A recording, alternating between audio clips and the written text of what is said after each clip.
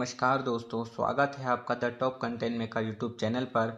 आज मैं आपको सुनाऊंगा साल 2019 में आई फिल्म बेरोट हाउस की कहानी। इस फिल्म में बेरोट हाउस में हो रही रहस्यमय हत्याओं के पीछे का सच आपको चौंका देगा। तो चलिए इस फिल्म को शुरू करते हैं। यह फिल्म शुरू होती है एक चर्च से, जहां दिखाया जाता है कि कुछ लोग मोमबत्तियां लेकर खड़े हैं। दृश्य बदलता है और हमें बेरोट हाउस दिखाया जाता है, जहां अमित बेरोट और उसका परिवार बहुत खुश है। यह टाइम दिवाली का होता है। बेरोट हाउस में अजय अमित की बेटी श्रेया के साथ खेल रहा होता है, लेकिन श्रेया कुछ देर बाद खेलते खेलते घर से बाहर निकल जाती। वो उन चर्च के लोगों के साथ चली जाती। वो लोग एक कब्रिस्तान में जाती। श्रेया भी उनके साथ साथ कब्रिस्तान में पहुंच जाती है और एक कब्र के पीछे छिप जाती है। कुछ देर बाद वो लोग चले जाते हैं, लेकिन श्रेया वहीं पर रह जाती है। तभी हम देखते हैं कि कोई श्रेया को पीछे से देख रहा है। तभी वो श्रेया के सिर पर पत्थर से वार करता है और उसे बेहोश कर देता है। अगले सीन में हम देखते हैं कि बेरोट फैमिली साथ में सेल्फी ले रही है और तभी अमित की वाइफ मल्हार से कहती है कि श्रेया कहाँ है, और वो उसे श्रेया को ढूंढने भेज देती है। थोड़ी देर बाद जब मल्हार वापस आता है, तब वो कहता है कि श्रेया उसे नहीं मिली। फिर अमित, बेरोट और मल्हार उसे ढूंढने निकल जाते हैं। लेकिन कुछ दिन बीतने के बाद भी जब श्रेया का पता नहीं चलता, तो अमित और भावना दोनों बहुत परेशान हो जाते हैं। अगले सीन में हम देखते हैं कि चर्च के फादर अमित के घर घबराए हुए आते हैं और उनसे कहते हैं कि श्रेया कब्रिस्तान में है। अमित और मल्हार कब्रिस्तान पहुंचते हैं। वहां उन्हें श्रेया की लाश मिलती है। सारे लोग बहुत दुखी होते हैं और श्रेया की लाश को अंदर ले जाते हैं, लेकिन मल्हार सीढ़ियों पर बैठा रो रहा होता है। इतने में पुलिस वहां पर आ जाती है और पुलिस ऑफिसर अमित से पूछताछ करता है। अमित उसके पड़ोसी एंथनी का नाम बताता है, क्योंकि उसे उस पर शक होता है। अब दृश्य बदलता है और हमें 10 दिन पहले की कहानी बताई जाती है। हम देखते हैं कि एंथनी अपने कुत्ते को ढूंढ रहा है। दरअसल मल्हार एंथनी के कुत्ते के साथ खेल रहा होता है। मल्हार कई बार एंथनी की इजाजत के बिना उसके कुत्ते को अपने साथ ले जा चुका। थोड़ी देर बाद जब मल्हार एंथनी को कुत्ता लौटा देता है, तब एंथनी उसे कहता है कि अगली बार अगर उसने ये किया तो वो उसकी टांगे तोड़ देगा। अब मल्हार अपने घर पहुंचता है और अमित के साथ तबला बजाने की प्रैक्टिस करने लगता है। एंथनी मल्हार को जोर जोर से आवाज देने लगता है और हम देखते हैं कि एंथनी के हाथ में उसके कुत्ते की लाश है और वो मल्हार को उसकी मौत का जिम्मेदार मानता है। एंथनी उस कुत्ते को कब्रिस्तान में दफना देता है और ये सब मल्हार देख रहा होता है। अमित का शक एंथनी पर इस वजह से पक्का हो गया था क्योंकि उसके कुत्ते की मौत हुई थी और वो मल्हार को उसका जिम्मेदार मानता था। फिर ऑफिसर अमित से पूछता है कि घर में कौन कौन है, तो अमित सबका नाम बता देता है। ऑफिसर पूछता है कि अजय कहाँ है। तभी हम देखते हैं कि अजय घर के बाहर आ जाता है और घर के सामने पुलिस की वैन देखकर भाग जाता है। अब कहानी 7 दिन पहले बताई जाती है और हम देखते हैं कि अजय प्रॉपर्टी के लिए सबसे झगड़ा करता है और अमित उसे घर से बाहर निकाल देता है। अब 3 दिन पहले की कहानी दिखाई जाती है। हम देखते कि भावना अमित के अजीब बिहेवियर के कारण अमित से झगड़ा करती है। दरअसल भावना को लगता है कि अमित श्रेया और श्रुति को अपना नहीं मानता। अब हमें वर्तमान का दृश्य दिखाया जाता है। हम देखते हैं कि श्रेया की लाश अमित की वाइफ के हाथ में है। पुलिस ऑफिसर के कहने पर अमित श्रेया की लाश को उठाता है और ले जाता है। भावना की हालत इस वक्त बहुत खराब होती है। अगले सीन में हम देखते हैं कि पुलिस अजय और एंथनी को पकड़ लेती है। थोड़ी देर बाद अजय को एक लड़की छुड़ाने आती है और उसे ले जाती है। वो पुलिस को कहती है कि जिस टाइम श्रेया गायब हुई वो उसके साथ था। पुलिस अब एंथनी से पूछताछ करती है, लेकिन एंथनी मना कर देता है कि उसने खून नहीं किया है। एंथनी पुलिस को बताता है कि उसने दिवाली के दिन श्रेया को कब्रिस्तान में देखा था, पर वो कुछ देर बाद वहां से चला गया था।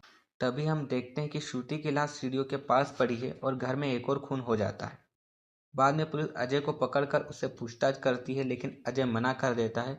फिर हम देखते हैं कि अमित की मां गिर जाती है और भावना उन्हें उठाती है और वो उनकी छोटी बेटी को मल्हार के हाथों में दे देती है। कुछ देर बाद हम देखते हैं मल्हार उसे नहला रहा होता है। तभी वहाँ अमित आ जाता है और मल्हार से उसे ले लेता है। थोड़ी देर बाद अमित मल्हार को पकड़कर ऊपर ले जाता है और धमकाता है। अमित को शक होता है कि इन हत्याओं के पीछे मल्हार है, क्योंकि उसे लगता है कि एक छोटी लड़की को नहलाने बहाने उसे पानी में डुबा रहा था। अब अमित सतर्क हो जाता है और घर के सारे सामान जिनसे किसी को मारा जा सकता है उसे छुपा देता है। अब अमित मल्हार के साथ पुलिस स्टेशन आता है और अजय से मिलता है। अजय की हालत बहुत खराब होती है। फिर अमित मल्हार को चर्च ले जाता है और ब्लेसिंग दिलवाता है। अब मल्हार घर में तबला बजा रहा होता है। तभी बजाते बजाते उसकी उंगलियों में से खून निकलने लगता है। तभी मल्हार की नजर एक कील पर जाती है और वो उस कील पर अपना हाथ दे मारता है। उसके हाथ से खून निकलता है और मल्हार की दादी उसे अमित के पास लाती है, लेकिन अमित मल्हार के साथ काफी रूडली बिहेव करता है। अब रात हो जाती है और अमित बिस्तर पर सो रहा होता है। तभी वो देखता है कि मल्हार उसके पास नहीं है और मल्हार को पूरे घर में ढूंढता है। तभी हम देखते हैं कि मल्हार बेरहमी से उसकी मां भावना को मार रहा होता है और ये देखकर अमित जोर से चीखता है और वो नींद से उठ जाता है। दरअसल अमित एक सपना देख रहा होता है। उठते ही अमित मल्हार को ढूंढता है। फिर वो देखता है कि मल्हार उसकी दादी के साथ है।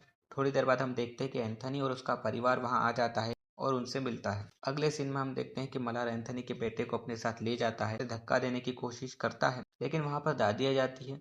एंथनी और अमित आपस में बात कर रहे होते तभी अमित को ख्याल आता है कि मल्हार एंथनी के बेटे को कुछ न कर दे। इसलिए वो चीखते हुए मल्हार को ढूंढता है, लेकिन एंथनी का बेटा ठीक होता है। फिर अमित मल्हार को फिर से धमकाता है। अगले सीन में हम देखते हैं कि एंथनी की वाइफ को खून से सना हुआ पत्थर मिलता है और वो फर्श पर पड़े खून के धब्बों का पीछा करते हुए उसके बेटे की लाश तक पहुंच जाती है। अमित को जब यह सब पता चलता है तो वो समझ जाता है कि मल्हार ने ही उसी के बेटे को मारा है। फिर अमित मल्हार को फांसी देकर मारने की कोशिश करता है, लेकिन वो ऐसा नहीं कर पाता। थोड़ी देर बाद फिर पुलिस आती है और पूछताछ करती है, क्योंकि अब एक और खून हो चुका है। वो अमित से पूछताछ करती है और अमित मल्हार का नाम बता देता है। वो कहता है कि मल्हार ने ही सारे खून किए हैं। ये सुनकर पुलिस ऑफिसर अमित पर गुस्सा करता है। ये सुनकर भावना को भी ठेस पहुंचती है। फिर मल्हार को लाया जाता है और ऑफिसर उससे पूछता है कि क्या उसने खून किए हैं, और मल्हार हामी भर देता है। यहाँ पर पुलिस द्वारा अमित पर शक किया जा रहा था हत्याओं के लिए, क्योंकि मल्हार अपने पिता से बहुत प्यार करता है, इसलिए वो अपना गुनाह कबूल कर लेता है। अब मल्हार की दिमागी हालत ठीक नहीं होने के कारण उसे एक मनोवैज्ञानिक के पास भेजा जाता है। वहाँ पर मल्हार कई दिन रहता है। इन्हीं दिनों में मनोवैज्ञानिक को पता चलता है कि मल्हार की पीठ पर कई चोटों के निशान हैं।